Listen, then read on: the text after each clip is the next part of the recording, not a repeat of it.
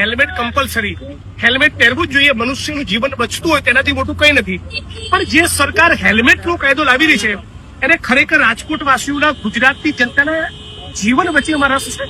જેવું હોત તો આટલા બધા દારૂ નાટા ના ચાલતા હોત, આટલા જુગાર નાટા ન ચાલતા હોત, આટલા કૂટણખાણા રાજકોટ શહેરમાં ન ચાલતા હોત, આટલો દેહ વ્યાપાર ન ચાલતો હોત, રાજકોટ શહેરની અંદર એમડી ડ્રગ્સ ના આવી હોત અને અગ્નિકાંડ જેવી ઘટના ન બની હોત.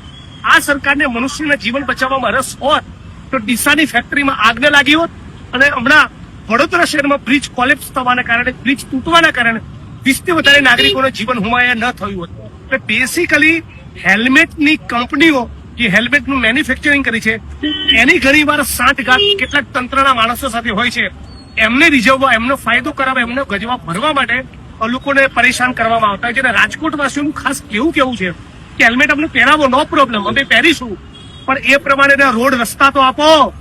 ચારેકોર રાજકોટ શહેરમાં ભૂવા, ચારેકોર ખાડા, ભ્રષ્ટાચારના કારણે, ભારતીય જનતા પાર્ટીના ભ્રષ્ટાચારના પાપના કારણે આખું રાજકોટ શહેર બરબાદ થઈ ગયું.